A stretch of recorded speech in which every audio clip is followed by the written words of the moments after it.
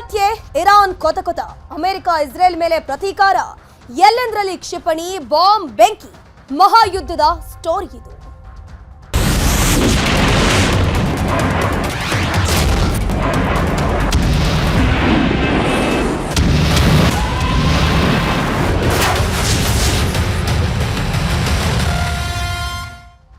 Israel ಮತ್ತು Iran ನಡುವೆ ದಾಳಿ ಪ್ರತಿದಾಳಿಗಳು ನಡೀತಾನೆ ಇದೆ. ಈ ಮಹಾಯುದ್ಧ ಮುಂದುವರಿತಾನೆ ಇದೆ.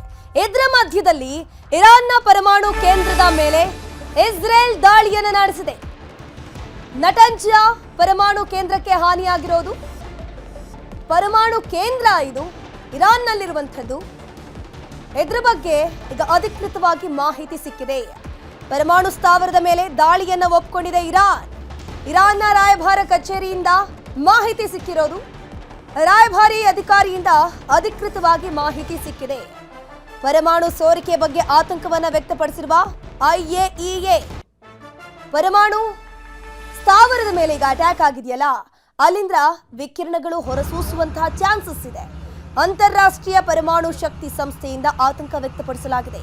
IAEA director general Rafale Marino ಗ್ರೋಸಿ ಏನಿದ್ದಾರೆ, ಇವರು ಆತಂಕವನ್ನ ವ್ಯಕ್ತಪಡಿಸಿದ್ದಾರೆ. ಪಶ್ಚಿಮ ಏಷ್ಯಾದಲ್ಲಿ ವಿಕಿರಣ ಹಾನಿ ಆಗುವ ಬಗ್ಗೆ ಎಚ್ಚರಿಕೆ ನೀಡಲಾಗಿದೆ. ಪ್ರಮುಖ ನಗರಗಳು ಸೇರಿದಂತೆ ಜನತೆಗೆ ಹಾನಿಯಾಗತ್ತೆ, ಹಾನಿಯನ್ನ ತಳ್ಳಿ ಹಾಕುವಂತಿಲ್ಲ ಅಂತ ರಫೇಲ್ ಗ್ರೋಸಿ ಹೇಳಿದ್ದಾರೆ. ನೋಡ್ತಾ ಹೋಗಬಹುದು ಎಷ್ಟರ ಮಟ್ಟಿಗೆ ಈ ಯುದ್ಧ ತೀವ್ರತೆಯನ್ನು ಪಡ್ಕೊಂಡಿದೆ ಅಂತಂದ್ರೆ, ಪರಮಾಣು ಕೇಂದ್ರದ ಮೇಲೆ ಈಗ ಇಸ್ರೇಲ್ ಮತ್ತು ಅಮೆರಿಕ ಜಂಟಿಯಾಗಿ ಅಟ್ಯಾಕ್ ಅನ್ನ ಮಾಡಿದೆ. ಪರಮಾಣು ಕೇಂದ್ರದಲ್ಲಿ ಅಟ್ಯಾಕ್ ಆಗಿದೆ ಅಂತಂದ್ರೆ ಪರಮಾಣು ಸ್ಥಾವರದಲ್ಲಿರುವಂತಹ ವಿಕಿರಣಗಳು ಹೊರಸೂಸುವಂತಹ ಚಾನ್ಸಸ್ ಜಾಸ್ತಿ ಆಗಿದೆ. ಇದರ ಬಗ್ಗೆ ಹೆಚ್ಚಿನ ಮಾಹಿತಿ ನೀಡ್ತಾ ಹೋಗ್ತಾರೆ ನಮ್ಮ ನ್ಯೂಸ್ ಎಡಿಟರ್ ಆಗಿರುವಂತಹ ರಾಘವೇಂದ್ರ ಗುಡಿ ದೂರವಾಣಿ ಸಂಪರ್ಕದಲ್ಲಿ ಜಾಯಿನ್ ಆಗಿದ್ದಾರೆ. ರಾಘವೇಂದ್ರ ಗುಡಿ, ಈಗ ಈ ಮಹಾಯುದ್ಧ ಎಲ್ಲಿವರೆಗೂ ಬಂದು ನಿಂತಿದೆ ಅಂತಂದ್ರೆ, ಪರಮಾಣು ಕೇಂದ್ರದ ಮೇಲೂ ಈಗ ಇಸ್ರೇಲ್ ಅಟ್ಯಾಕ್ ಮಾಡಿದೆ. ಇದರ ಎಫೆಕ್ಟ್ ಯಾವ ರೀತಿ ಇರಬಹುದು, ಎಷ್ಟೊತ್ತಿಗೆ ಈ ಅಟ್ಯಾಕ್ ಆಗಿರೋದು? ಪ್ರಮುಖವಾಗಿ ಧನುಶ್ರೀ ಗಮನಿಸೋದಂದ್ರೆ, ಯಾವುದೇ ದೇಶಗಳ ಮಧ್ಯದಲ್ಲೂ ಕೂಡ ಒಂದು ಅಲಿಖಿತವಾಗಿರ್ತಕ್ಕಂಥ ನಿಯಮ ಇರುವಂತದ್ದು ಏನಂದ್ರೆ, ಅಟಾಮಿಕ್ ಸ್ಥಾವರಗಳೇನಿರ್ತವೆ ಅಣು ಸ್ಥಾವರಗಳನ್ನ ಟಾರ್ಗೆಟ್ ಮಾಡಬಾರ್ದು. ಎಂಥದೇ ಯುದ್ಧ ಇದ್ರೂ ಕೂಡ ಅಣು ಸ್ಥಾವರಗಳನ್ನ ಟಾರ್ಗೆಟ್ ಮಾಡಬಾರ್ದು ಅನ್ನುವಂಥದ್ದು, ಅದನ್ನು ಪಾಲಿಸಿಕೊಂಡು ಕೂಡ ಬರಲಾಗುತ್ತೆ. ಉದಾಹರಣೆಗೆ ನಾವು ಉಕ್ರೇನ್ ಮತ್ತು ರಷ್ಯಾ ಯುದ್ಧವನ್ನ ಗಮನಿಸ್ತಾ ಇದ್ರು ಕೂಡ ಅಲ್ಲಿಯೂ ಅಣು ಸ್ಥಾವರಗಳಿದ್ದಾವೆ. ಆದ್ರೆ ಅಣು ಸ್ಥಾವರಗಳ ಬಳಿಯಲ್ಲಿ ಬ್ಲಾಸ್ಟ್ ಆಗಿದೆ ಅನ್ನುವಂಥ ಮಾಹಿತಿಗಳ ಹಿಂದೆ ಬರ್ತಿದ್ರು ಕೂಡ ಯಾರು ನೇರವಾಗಿ ಅಣುಸ್ಥಾವರವನ್ನ ಟಾರ್ಗೆಟ್ ಮಾಡಿ ಅದರ ಮೇಲೆ ದಾಳಿಯನ್ನ ಮಾಡಿರ್ಲಿಲ್ಲ. ಆದ್ರೆ ಇದರಲ್ಲಿ ಇರಾನ್ ಎಕ್ಸೆಪ್ಷನಲ್ ಕೇಸ್ ಆಗುತ್ತೆ. ಯಾಕಂದ್ರೆ ಇರಾನ್ ನಲ್ಲಿ ಯುರೇನಿಯಂ ಎನ್ರಿಚ್ ಆಗಿರ್ತಕ್ಕಂಥ ಅಣುಸ್ಥಾವರಗಳಿದ್ದಾವೆ, ಅದನ್ನ ಶಾಂತಿ ಕಾಲಕ್ಕಾಗಿ ನಾವು ಬಳಸ್ತೀವಿ ಅಂತೇಳಿ ಇರಾನ್ ಮುಂಚಿಂದ ಕೂಡ ಪ್ರತಿಪಾದಿಸ್ತಾ ಬರ್ತಾ ಇದೆ. ಶಾಂತಿ ಕಾಲ ಅಂದ್ರೆ ಈಗ ವಿದ್ಯುತ್ ಉತ್ಪಾದನೆಗಿರ್ಬೋದು ಅಥವಾ ಬೇರೆ ರೀತಿಯಾಗಿರ್ತಕ್ಕಂಥ ಫರ್ಟಿಲೈಸರ್ಸ್ ತಯಾರಿಗೆ ಸಂಬಂಧಪಟ್ಟ ಹಾಗಿರ್ಬೋದು. ಪ್ರಮುಖವಾಗಿ ಇದನ್ನ ಒಂದು ಶಾಂತಿ ಕಾಲಕ್ಕೆ ಸಂಬಂಧಪಟ್ಟ ಹಾಗೆ ದೇಶದ ಅಭಿವೃದ್ಧಿಗಾಗಿ ನಾವು ಬಳಸ್ತೀವಿ ಅಂತೇಳಿ ಖಬರೇರಿ ಆಡಳಿತ ಮುಂಚಿಂದನೂ ಕೂಡ ಹೇಳಿಕೆಯನ್ನ ಕೊಡ್ತಾ ಬರ್ತಾ ಇತ್ತು. ಆದ್ರೆ ಇಲ್ಲೇ ಇದ್ದಂತ ಪ್ರಶ್ನೆ ಏನಂದ್ರೆ, ಅಮೆರಿಕ ಆಗ್ಲಿ ಅಥವಾ ಇಸ್ರೇಲ್ ಆಗ್ಲಿ ಇರಾನ್ನ ಮಾತನ್ನ ನಂಬ್ತಾ ಇರ್ಲಿಲ್ಲ. ಅವರು ಹೆಸರಿಗೆ ಅಣು ಸ್ಥಾವರಗಳನ್ನ ಇಟ್ಕೊಂಡಿದ್ದಾರೆ, ಅಲ್ಲಿ ನಾವು ಜನರಿಗೆ ಶಾಂತಿ ಕಾಲಕ್ಕಾಗಿ ಬೇಕಿರ್ತಕ್ಕಂಥ ಅಣು ಬಳಕೆಯನ್ನ ಮಾಡ್ಕೊಳ್ತೀವಿ ಅಂತ ಹೇಳ್ತಾ ಇದ್ದಾರೆ. ಆದ್ರೆ ಅದನ್ನ ಬಳಸಿಕೊಂಡು ಅವರು ಅಣು ಬಾಂಬ್ ಅನ್ನ ಸಿದ್ಧಪಡಿಸ್ತಾ ಇದ್ದಾರೆ. ಅದಕ್ಕೆ ಬೇಕಾಗಿರ್ತಕ್ಕಂಥ ಮಿಸೈಲ್ ಪವರ್ ಆಲ್ರೆಡಿ ಇರಾನ್ ಬಳಿಯಲ್ಲಿ ಇರುವಂತದ್ದು ನಾವು ಗಮನಿಸ್ತಾ ಇದ್ದೀವಿ. ಹೇಗೆ ಇರಾನ್ನ ಮಿಸೈಲ್ಗಳು ಸಂಪೂರ್ಣ ಮಧ್ಯಪ್ರಾಚ್ಯವನ್ನ ಆವರಿಸ್ಕೊಳ್ತಾ ಇದ್ದೇವೆ. ಯಾವುದೇ ಆಂಟಿ ಬ್ಯಾಲಿಸ್ಟಿಕ್ ಮಿಸೈಲ್ ಸಿಸ್ಟಮ್ಸ್ ಇರ್ಬೋದು, ಅಮೆರಿಕದ ಥಾಡ್ ಇರ್ಬೋದು, ಅವುಗಳನ್ನ ತಡೆಯೋದಕ್ಕೆ ಸಾಧ್ಯನೇ ಆಗ್ತಾ ಇಲ್ಲ. ಒಂದು ವೇಳೆ ಅವುಗಳಿಗೆ ಅಣು ಸಿಡಿತಲೆಯನ್ನ ಏನಾದ್ರೂ ಅಳವಡಿಸಿದ್ರೆ ಗತಿ ಏನು? ಯಾಕಂದ್ರೆ ಈ ಹಿಂದೆ ಇರಾನ್ ಒಂದು ಹೇಳಿಕೆಯನ್ನ ಕೊಟ್ಟಿತ್ತು, ನಮ್ಮ ಬಳಿಯಲ್ಲಿ ಅಣುಶಕ್ತಿ ಬಂದ ದಿನವೇ ನಾವು ಇಸ್ರೇಲ್ ಅನ್ನ ಸಂಪೂರ್ಣವಾಗಿ ನಿರ್ನಾಮವನ್ನ ಮಾಡ್ತೀವಿ ಅಂತ ಹೇಳಿ. ಅದೇ ಅವರಿಗೆ ಎಕ್ಸಿಸ್ಟೆನ್ಷಿಯಲ್ ಕ್ರೈಸಿಸ್ ಆಗಿದ್ದು, ಅದೇ ಪ್ರಮುಖವಾಗಿ ಕಾರಣವನ್ನ ಇಟ್ಕೊಂಡು ಇವರು ಅಣು ಬಾಂಬ್ ಅನ್ನ ತಯಾರು ಮಾಡ್ತಾ ಇದ್ದಾರೆ ಅನ್ನುವಂತ ಪ್ರಮುಖ ಕಾರಣದಿಂದಲೇ ಇವತ್ತು ಅಮೆರಿಕ ಇರ್ಬೋದು ಅಥವಾ ಇಸ್ರೇಲ್ ಇರ್ಬೋದು ಇರಾನ್ ಅನ್ನ ಟಾರ್ಗೆಟ್ ಮಾಡ್ತಾ ಇತ್ತು. ಆದ್ರೆ ಅಣು ಸ್ಥಾವರದ ಮೇಲೆ ನೇರವಾಗಿ ದಾಳಿ ಮಾಡಿರುವಂತದ್ದು ಯಾವುದೇ ಪ್ರಿಕಾಷನ್ಸ್ ಅಥವಾ ಪ್ರಿಯಂಪ್ಟಿವ್ ಮೆಸೇಜಸ್ ಇಲ್ಲದೆ ಈ ರೀತಿಯಾಗಿ ಒಂದು ದಾಳಿಯನ್ನ ಮಾಡಿದ್ದಾರೆ ಅಂತ ಹೇಳೋದಾದ್ರೆ ಖಂಡಿತವಾಗಿ ಕೂಡ ಅದರ ಭೀಕರತೆಯನ್ನ ಊಹೆ ಕೂಡ ಮಾಡ್ಕೊಳ್ಳೋದಕ್ಕೆ ಸಾಧ್ಯ ಆಗೋದಿಲ್ಲ. ನಿಜಕ್ಕೂ ಅಲ್ಲಿ ಏನಾದ್ರೂ ಅಣು ಬಾಂಬ್ ಅನ್ನ ತಯಾರು ಮಾಡ್ತಾ ಇದ್ರೆ ಅಥವಾ ಅಲ್ಲಿ ಯುರೇನಿಯಂ ಎನ್ರಿಚ್ ಆಗಿರ್ತಕ್ಕಂಥ ಮಟೀರಿಯಲ್ಸ್ ಗಳೇನಾದ್ರೂ ಇದ್ರೆ ವಿಕಿರಣವನ್ನು ತಡೆಗಟ್ಟೋದಕ್ಕೆ ಸಾಧ್ಯವೇ ಆಗೋದಿಲ್ಲ. ನಾವು ಆಪರೇಷನ್ ಸಿಂಧೂರ ಸಂದರ್ಭದಲ್ಲೂ ಕೂಡ ಗಮನಿಸ್ತಾ ಇದ್ವಿ. ಕಿರಾನ ಹಿಲ್ಸ್ ಏನಿದೆ ಅದರ ಬಳಿಯಲ್ಲಿ ಸ್ಫೋಟ ನಡೆದಾಗ ಈಜಿಪ್ಟ್ ನಿಂದ ಅಲ್ಲಿಗೆ ಬಿಟುಮಿನ್ ಅನ್ನು ತರಿಸಿಕೊಳ್ಳಲಾಗಿತ್ತು. ಅದು ಅಣು ವಿಕಿರಣವನ್ನ ತಡೆಗಟ್ಟುತ್ತೆ ಅಂತ ಹೇಳುವಾಗಂತ ಮಟೀರಿಯಲ್ಸ್ ಗಳನ್ನು ತರಿಸಲಾಗಿತ್ತು ಅಂತ ಹೇಳಿ ಮಾತುಗಳು ಕೇಳಿ ಬಂದಿತ್ತು. ಆದ್ರೆ ಈಗ ಅವು ಯಾವುದೂ ಕೂಡ ಕೆಲಸಕ್ಕೆ ಬರುವಂತ ಸಾಧ್ಯತೆಗಳಿರೋದಿಲ್ಲ. ಅಣು ವಿಕಿರಣದ ಭೀಕರತೆ ಹೇಗಿರುತ್ತಂದ್ರೆ ಅದರ ಶಾಖವೇ ಅಂದ್ರೆ ನಾವು ಡಿಗ್ರಿ ಸೆಲ್ಸಿಯಸ್ ಅಲ್ಲಿ ನೋಡೋದಾದ್ರೆ 1000 ಡಿಗ್ರಿ ಸೆಲ್ಸಿಯಸ್ಗಿಂತವೂ ಮಿಗಿಲಾಗಿರುತ್ತೆ. ಅದರ ವಿಕಿರಣದ ಅಥವಾ ಬ್ಲಾಸ್ಟ್ ಆದಂತ ಸಂದರ್ಭದಲ್ಲಿ ಅದರಿಂದ ಹೊರಹೊಮ್ಮುವಂತ ಆ ಶಾಖ ಅಂದ್ರೆ ಒಬ್ಬ ವ್ಯಕ್ತಿ ಇರ್ಬೋದು ಅಥವಾ ಯಾವುದೇ ಒಂದು ಜೀವಿ ಇರ್ಬೋದು ಕ್ಷಣ ಮಾತ್ರದಲ್ಲಿ ಸುಟ್ಟು ಕರಕಲಾಗುವಷ್ಟು ಬೆಂಕಿ ಆವರಿಸಿಕೊಳ್ಳುತ್ತಾ ಇರುತ್ತೆ. ಜೊತೆಗೆ ಆ ವಿಕಿರಣ ಪರಿಣಾಮ ಏನಂದ್ರೆ ಹಿರೋಶಿಮಾ ನಾಗಾಸಾಕಿ ಮೇಲೆ 1945ರಲ್ಲಿ ಅಮೆರಿಕ ದಾಳಿ ಮಾಡಿದಂತ ಸ್ಥಳದಲ್ಲಿ ಇಂದಿಗೂ ಕೂಡ ಅಂಗವಿಕಲರು ಹುಟ್ಟುತ್ತಾ ಇದ್ದಾರೆ. ಇವತ್ತಿಗೂ ಅಲ್ಲಿ ವಿಕಿರಣಗಳು ಬಾಧಿಸ್ತಾ ಇದಾವೆ. ಅಂದ್ರೆ ಅದರ ಒಂದು ದುಷ್ಪರಿಣಾಮ ಎಷ್ಟರ ಮಟ್ಟಿಗೆ ಇರುತ್ತೆ ಅಂತ ಹೇಳಿ. ಹೀಗಾಗಿ ಸಹಜವಾಗಿ ಈ ವಿಕಿರಣಗಳನ್ನ ಕಟ್ಟಿ ಹಾಕೋದಕ್ಕೆ ಸಾಧ್ಯವಿಲ್ಲ. ಏನಾದ್ರೂ ಜೋರಾಗಿ ಗಾಳಿ ಬೀಸಿದಂತ ಸಂದರ್ಭದಲ್ಲಿ ಅಣು ವಿಕಿರಣಗಳು ದೂರ ಕಿಲೋಮೀಟರ್ಗಳವರೆಗೂ ಹರಡುವಂತ ಸಾಧ್ಯತೆಗಳು ಇರ್ತವೆ. ಇದೇ ಕಾರಣದಿಂದಾಗಿ ಇಂಟರ್ನ್ಯಾಷನಲ್ ಎನರ್ಜಿ ಆರ್ಗನೈಸೇಷನ್ ಇದೆ ಅಥವಾ ಅದರ ಡೈರೆಕ್ಟರ್ ಆಗಿರ್ತಕ್ಕಂಥ ಜನರಲ್ ರಫೆಲ್ ಮರಿಯಾನೋ ಗ್ರಾಸಿ ಇದರ ಬಗ್ಗೆ ಆತಂಕವನ್ನ ವ್ಯಕ್ತಪಡಿಸಿರುವಂತದ್ದು. ಇದು ನಾಗರಿಕ ವಾಸ ಮಾಡುವಂತ ಪ್ರದೇಶಗಳಿಗೆ ಹಬ್ಬಿದ್ರೆ ಗತಿ ಏನಾಗುತ್ತೆ ಅಂತ ಊಹೆ ಕೂಡ ಮಾಡ್ಕೊಳ್ಳೋದಕ್ಕೆ ಸಾಧ್ಯ ಆಗೋದಿಲ್ಲ.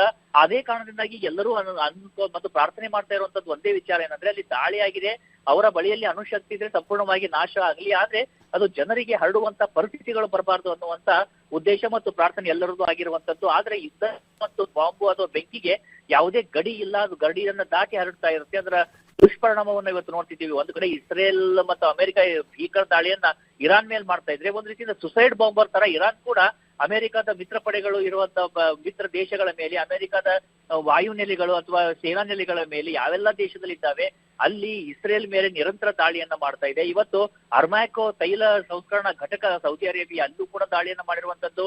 ಇನ್ನ UAE ಯುನೈಟೆಡ್ ಅರಬ್ ಎಮಿರೇಟ್ಸ್ ಅಲ್ಲಿ ಇರ್ತಕ್ಕಂಥ ಈ ಅಮೆಜಾನ್ ಡಾಟಾ ಸೆಂಟರ್ ಅನ್ನ ಟಾರ್ಗೆಟ್ ಮಾಡಲಾಗಿದೆ. ಅಂದ್ರೆ ಯುದ್ಧದ ಭೀಕರತೆ ಒಂದು ಮಿಲಿಟರಿ ಇನ್ಸ್ಟಾಲೇಷನ್ ಅನ್ನ ದಾಟಿ ಸಮಾಜಕ್ಕೂ ನಾಗರಿಕರು ಇರುವಂತ ಸ್ಥಳಗಳಿಗೂ ಹಬ್ಬಿರುವಂತದ್ದು. ನಿಜಕ್ಕೂ ಕೂಡ ಇದು ಆತಂಕವನ್ನು ಮೂಡಿಸ್ತಾ ಇರುವಂತದ್ದು ಮತ್ತು ಯುದ್ಧ ತಕ್ಷಣದಲ್ಲೇ ನಿಲ್ಲುವಂತ ಸಾಧ್ಯತೆಗಳು ಕಂಡು ಬರ್ತಾ ಇಲ್ಲ. ಯಾಕಂದ್ರೆ ನಾವು ಉಕ್ರೇನ್ ರಷ್ಯಾ ಯುದ್ಧವನ್ನೇ ಜಗತ್ತಿಗೆ ಇನ್ನೂ ತಡೆದುಕೊಳ್ಳೋದಕ್ಕೆ ಸಾಧ್ಯ ಆಗ್ತಾ ಇಲ್ಲ. ಇವ ಎಲ್ಲಾ ದೇಶಗಳು ಒಂದಿಲ್ಲ ಒಂದು ರೀತಿಯಿಂದ ಅದರ ಒಂದು ದುಷ್ಪರಿಣಾಮವನ್ನು ಅನುಭವಿಸ್ತಾ ಇದ್ದಾವೆ. ಈಗ ಈ ಯುದ್ಧದ ಭೀಕರತೆ ಕೂಡ ಸದ್ಯಕ್ಕೆ ನಿಲ್ಲುವಂತೆ ಕಾಣ್ತಿಲ್ಲ. ಯಾಕಂದ್ರೆ ಇರಾನ್ಗೆ ಕಳೆದುಕೊಳ್ಳುವಂತದ್ದೇನಿಲ್ಲ, ಅವರ ಸರ್ವೋಚ್ಚ ನಾಯಕನನ್ನೇ ಕಳೆದುಕೊಂಡಿರ್ತಕ್ಕಂಥ ಆ ದೇಶದ ಮಿಲಿಟರಿ ಅಲ್ಲಿ ಇರ್ತಕ್ಕಂಥ ಮಿಲಿಟರಿ ಎಸ್ಟಾಬ್ಲಿಷ್ಮೆಂಟ್ಸ್ ಏನಿದೆ ಈಗ ಸದ್ಯಕ್ಕಂತೂ ಅದ್ರ ರೀತಿಯ ಸುಸೈಡ್ ಬಾಂಬರ್ ರೀತಿಯಾಗಿ ದಾಳಿಯನ್ನ ಮಾಡ್ತಿದ್ದಾವೆ. ಅದರ ಮಧ್ಯದಲ್ಲಿ ವಿಕಿರಣವೂ ಕೂಡ ಹರಡಿದ್ರೆ ಏನಾಗುತ್ತೆ ಇರಾನಿಗರ ಪರಿಸ್ಥಿತಿ ಮತ್ತು ಅದರ ಅಕ್ಕಪಕ್ಕದ ರಾಷ್ಟ್ರಗಳ ಪರಿಸ್ಥಿತಿ, ಉದಾಹರಣೆಗೆ ಅಫ್ಘಾನಿಸ್ತಾನ ಇರ್ಬೋದು, ಪಾಕಿಸ್ತಾನದಂತಹ ರಾಷ್ಟ್ರಗಳಿರ್ಬೋದು, ಅಲ್ಲಿಗೆ ಎಷ್ಟು ಸಾವು ನೋವುಗಳಿಗೆ ಕಾರಣ ಆಗ್ಬೋದು ಅಂತ ಊಹೆ ಕೂಡ ಮಾಡ್ಕೊಳ್ಳೋದಕ್ಕೆ ಸಾಧ್ಯ ಇಲ್ಲ ಧನುಶ್ರೀ. ರಾಘವೇಂದ್ರ ಗುಡಿ, ನಾವು ಈಗಾಗಲೇ ಗಮನಿಸ್ತಾ ಹೋಗ್ಬೋದು, ಹಿರೋಶಿಮಾ ನಾಗಸಾಕಿ ಪರಮಾಣು ದಾಳಿ ಅಂತ ತಕ್ಷಣ ನಮಗೆ ಆ ಘಟನೆ ಈಗಲೂ ಕೂಡ ಕಣ್ಣೆದುರಿಗೆ ಬರುತ್ತೆ. ಅದರ ಜೊತೆಗೆ ಎಷ್ಟೋ ವರ್ಷಗಳಾದರೂ ಕೂಡ ಈಗಲೂ ಕೂಡ ಅದರ ಎಫೆಕ್ಟ್ ಅಲ್ಲಿ ಇನ್ನೂ ಕೂಡ ಹುಟ್ಟುವಂತಹ ಮಕ್ಕಳು ಕೂಡ ಅಂಗವಿಕಲರಾಗಿ ಹುಡ್ತಾ ಇದ್ದಾರೆ. ಯಾಕಂದ್ರೆ ಈ ಒಂದು ಪರಮಾಣು ವಿಚಾರಕ್ಕೆ ಬಂದಾಗ ಎಷ್ಟು ಡೇಂಜರಸ್ ಅನ್ನೋದಕ್ಕೆ ಅದೊಂದು ಬೆಸ್ಟ್ ಎಕ್ಸಾಂಪಲ್ ಅಂತ ಹೇಳಬಹುದು.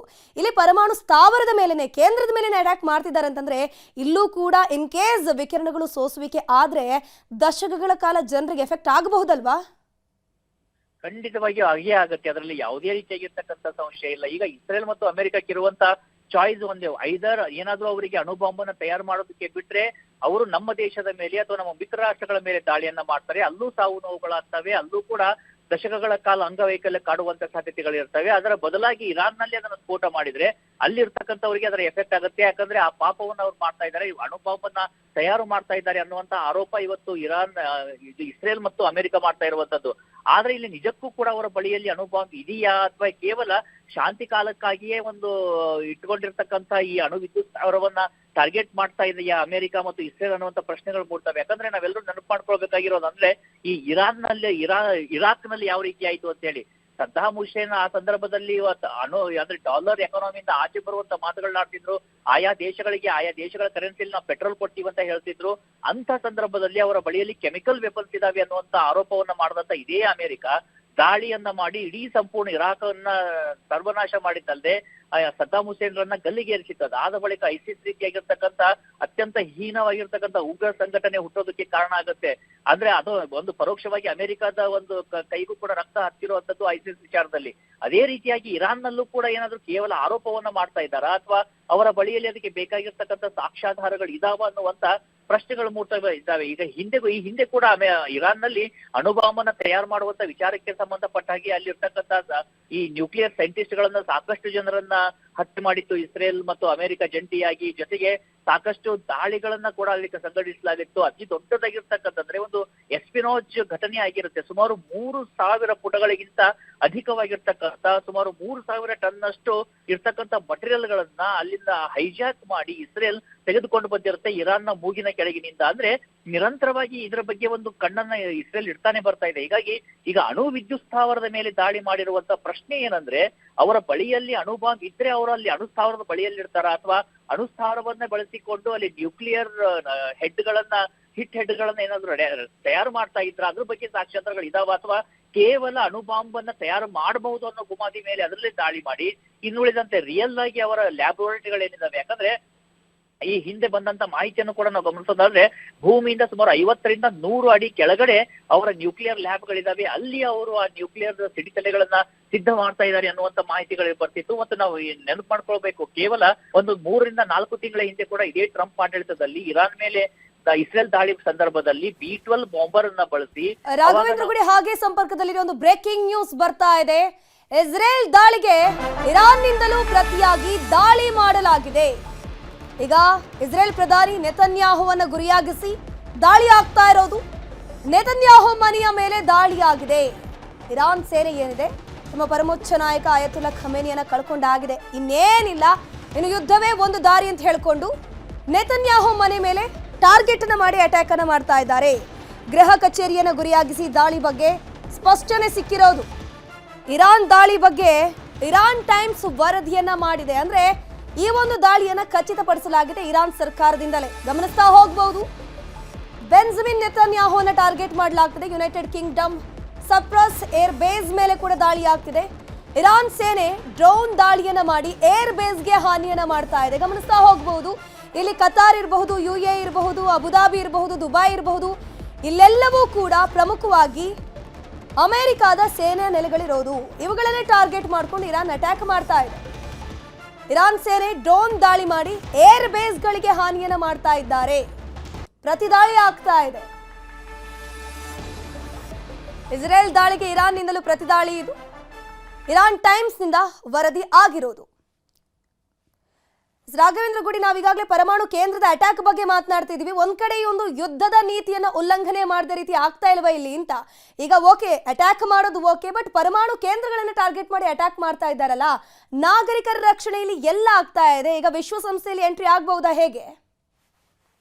ಅಲ್ಲ, ವಿಶ್ವಸಂಸ್ಥೆ ಯಾವ ಕಾರಣ ವಿಚಾರಕ್ಕೆ ಎಂಟ್ರಿ ಆಗುತ್ತೆ? ವಿಶ್ವಸಂಸ್ಥೆಯ ಮಾತೆಯಲ್ಲಿ ಬರೋದಿಲ್ಲ, ಅದು ಹಲ್ಲಿಲ್ಲದ ಹಾವಿದ್ದ ಹಾಗೆ. ಹೀಗಾಗಿ ಅದರ ಅಲ್ಲಿ ಅಸ್ತಿತ್ವದ ವಿಚಾರಕ್ಕೆ ಸಂಬಂಧಪಟ್ಟ ಹಾಗೆ ಪ್ರಶ್ನೆಗಳಿರುವಂತಹ ಸಂದರ್ಭ ಇದು. ಇವತ್ತು ಯಾವುದೇ ವರ್ಲ್ಡ್ ಆರ್ಡರ್ಗಳು ಅನ್ನುವಂಥದ್ದಿಲ್ಲ. ಎಲ್ಲ ವರ್ಲ್ಡ್ ಆರ್ಡರ್ಗಳನ್ನ ಕೂಡ ಟ್ರಂಪ್ ಬಂದ ಮೇಲೆ ಅಮೆರಿಕಾನೇ ಅದನ್ನ ಮುರಿದು ಬಿಸಾಕ್ತಾ ಇದೆ. ಹೀಗಾಗಿ ಅವೆಲ್ಲವೂ ಕೂಡ ಈಗ ಆಲ್ರೆಡಿ ಡಸ್ಟ್ಬಿನ್ ಅನ್ನ ಸೇರಿ ಆಗಿದ್ದಾವೆ ಧನುಶ್ರೀ. ಆದ್ರೆ ಈ ಯುದ್ಧದ ಒಂದು ಭೀತಿಯನ್ನ ಈ ಸಂದರ್ಭದಲ್ಲಿ, ಯುದ್ಧದ ಸಂದರ್ಭದಲ್ಲಿ ಯಾವ ರೀತಿಯಾಗಿರ್ತಕ್ಕಂಥ ಒಂದು ಮಾನವೀಯತೆ ಆಧಾರನೋ ಅಥವಾ ಯಾವುದನ್ನು ಕೂಡ ಮಾತನಾಡುವಂತ ಸ್ಥಿತಿಯಲ್ಲಿ ಯಾರೂ ಇಲ್ಲ ಇವತ್ತು. ಯಾಕಂದ್ರೆ ಒಂದು ಕಡೆಯಿಂದ ಇರಾನ್ ಮೇಲೆ ದಾಳಿ ಆಗ್ತಾ ಇದ್ರೆ ಇರಾನ್ ಕೂಡ ಪ್ರತಿಯಾಗಿ ದಾಳಿಯನ್ನ ನಿರಂತರವಾಗಿ ಮಾಡ್ತಾ ಇದೆ. ನೋಡಿ, ಇವತ್ತು ಈಗ ಇಸ್ರೇಲ್ ನಲ್ಲಿ ಇರ್ತಕ್ಕಂಥ ಅಧ್ಯಕ್ಷ ಬೆಂಜಮಿನ್ ನೆತನ್ಯಾಹು ಏನಿದ್ದಾರೆ, ಅವರ ಗೃಹ ಕಚೇರಿಯನ್ನ ಕೂಡ ಟಾರ್ಗೆಟ್ ಮಾಡಲಾಗಿತ್ತು. ಆದ್ರೆ ಅವರ ಐರನ್ ಡೋಮ್ ಇರ್ಬೋದು ಅಥವಾ ಆಂಟಿ ಬ್ಯಾಲಿಸ್ಟಿಕ್ ಸಿಸ್ಟಮ್ಸ್ ಗಳಿರ್ಬೋದು ಅತಿ ಸ್ಟ್ರಾಂಗ್ ಇರೋದ್ರಿಂದ ಅಷ್ಟು ಸುಲಭವಾಗಿ ಇಸ್ರೇಲ್ ನಲ್ಲಿ ಇರ್ತಕ್ಕಂಥ ಈ ಅತಿ ಹೈ ಲೆವೆಲ್ ಟಾರ್ಗೆಟ್ಸ್ ಅನ್ನ ಅಚೀವ್ ಮಾಡೋದು ಅತಿ ಕಷ್ಟವಾಗಿರುವಂತದ್ದು ಇರಾನ್ಗೆ. ಬದಲಾಗಿ ಅದು ಏನ್ ಮಾಡ್ತಾ ಇದೆ, ಎಲ್ಲಿ ಸುಲಭವಾಗಿ ಸಿಗುತ್ತೆ ಆ ರೀತಿಯಾಗಿರ್ತಕ್ಕಂಥ ಒಂದು ಪ್ರದೇಶಗಳನ್ನ ಟಾರ್ಗೆಟ್ ಮಾಡ್ಕೊಳ್ತಾ ಇದೆ. ಉದಾಹರಣೆಗೆ ಈಗ ಸೈಪ್ರಸ್ ನಲ್ಲಿ ಇರ್ತಕ್ಕಂಥ ಅಮೆರಿಕದ ಏರ್ಬೇಸ್ ಏನಿದೆ, ಅದರ ಒಂದು ಏರ್ಬೇಸ್ ಅದರ ಏರ್ಬೇಸ್ ಮೇಲೆ ಕೂಡ ಅವರು ದಾಳಿಯನ್ನ ಮಾಡಿರುವಂತಹ ಸಂದರ್ಭದಲ್ಲಿನೇ ಈಗ ಅದರಿಂದ ಏನಾಗ್ತಾ ಇದೆ, EU ಕೂಡ ಇದರಲ್ಲಿ ಇನ್ವಾಲ್ವ್ ಆಗುವಂತ ಸಾಧ್ಯತೆಗಳು ಕಂಡು ಬರ್ತಾ ಇದಾವೆ. ಯಾಕಂದ್ರೆ ಸೈಪ್ರಸ್ ಇರುವಂತದ್ದು ಯುರೋಪಿಯನ್ ಒಕ್ಕೂಟದ ಪ್ರದೇಶದಲ್ಲಿ. ಹೀಗಾಗಿ ಅವರು ಕೂಡ ಈಗ ನಾವು ಇಸ್ರೇಲ್ ಮತ್ತು ಅಮೆರಿಕಕ್ಕೆ ಬೆಂಬಲವಾಗಿ ನಿಲ್ತೀವಿ ಅಂತ ಅನ್ನುವಂತ ಹೇಳಿಕೆಯನ್ನ ಯುರೋಪ್ ಕೊಡ್ತಾ ಇದೆ. ಬೆಳಿಗ್ಗೆ ತಾನೇ ನಾವು ನೋಡ್ತಾ ಇದ್ವಿ, ಆ ಸಂದರ್ಭದಲ್ಲಿ ಫ್ರಾನ್ಸ್ ಇರ್ಬೋದು, ಜರ್ಮನಿ ಇರ್ಬೋದು, ಇಂಗ್ಲೆಂಡ್ ಇರ್ಬೋದು, ಅವರು ಕೂಡ ಅಮೆರಿಕಕ್ಕೆ ಬೆಂಬಲವನ್ನ ಕೊಡ್ತೀವಿ ಅಂತ ಹೇಳ್ತಿದ್ದಾರೆ. ಅಂದ್ರೆ ಎಲ್ಲಾ ರಾಷ್ಟ್ರಗಳು, ಮುಂದುವರಿದ ರಾಷ್ಟ್ರಗಳು, ಪವರ್ಫುಲ್ ರಾಷ್ಟ್ರಗಳೇನಿದಾವೆ ಎಲ್ಲರೂ ಮುಗಿಬೀಳುವಂತ ಸಾಧ್ಯತೆಗಳೇ ಇದಾವೆ ಇರಾನ್ ಮೇಲೆ. ಅದರ ಜೊತೆಗೆ ಸುನ್ನಿ ಪ್ರಾಬಲ್ಯದ ದೇಶಗಳಾಗಿರ್ತಕ್ಕಂಥ ಈಗ UAE ಇರ್ಬೋದು, ಸೌದಿ ಅರೇಬಿಯಾ ಇರ್ಬೋದು, ಒಮನ್ ಇರ್ಬೋದು, ಕತಾರ್ ಇರಬಹುದು, ಇವರು ಎಲ್ಲರೂ ಕೂಡ ಈಗ ಇರಾನ್ ಮೇಲೆ ದಾಳಿ ಮಾಡೋದಕ್ಕೆ ನಮ್ಮ ಬೆಂಬಲವನ್ನ ಕೊಡ್ತೀವಿ ಅಂತ ಹೇಳಿಕೆಗಳನ್ನ ಕೊಡ್ತಾ ಇದ್ದಾರೆ. ಹೀಗಾಗಿ ಈ ಎಲ್ಲ ಸಂಗತಿಗಳನ್ನ ಗಮನಿಸಿದಾಗ ಈಗ ಪ್ರಮುಖವಾಗಿ ನಡೆದಿರ್ತಕ್ಕಂಥ ಈ ಅಣುಸ್ಥಾವರದ ದಾಳಿ ಏನಿದೆ, ಆ ದಾಳಿಯ ಹಿನ್ನೆಲೆಯಲ್ಲಿ ನೋಡಿದ್ರೆ ಒಂದು ವೇಳೆ ಅಣುಬಾಂಬ್ ತಯಾರಾಗ್ತಾ ಇದ್ರೆ ಅನಿವಾರ್ಯತೆ ಇತ್ತು. ಆಗದೆ ಕೇವಲ ನೆಪಕ್ಕೆ ಮಾತ್ರಕ್ಕೆ ದಾಳಿಯನ್ನ ಮಾಡಿದ್ರೆ ನಿಜಕ್ಕೂ ಅದು ಖಂಡನೀಯವಾಗಿರುತ್ತೆ. ಆದ್ರೆ ಯುದ್ಧದ ಸಂದರ್ಭದಲ್ಲಿ ಯಾವುದೂ ಸತ್ಯ ಯಾವುದು ಸುಳ್ಳು ಹೇಳೋದು ಅತಿ ಕಷ್ಟವಾಗಿರುವಂತದ್ದು ಧನುಶ್ರೀ. ಎಲ್ಲರೂ ತಮ್ಮ ತಮ್ಮ ಸಾಧನೆಯನ್ನ ಎಕ್ಸಾಗರೇಟ್ ಮಾಡ್ಕೊಳ್ತಾರೆ. ಕಾಲವೇ ಇದಕ್ಕೆ ಸ್ಪಷ್ಟವಾದಂತ ಉತ್ತರವನ್ನು ಕೊಡ್ತಾ ಹೋಗುತ್ತೆ. ಥ್ಯಾಂಕ್ ಯು ರಾಘವೇಂದ್ರ ಗುಡಿ ತಮ್ಮೆಲ್ಲ ಮಾಹಿತಿಗಾಗಿ.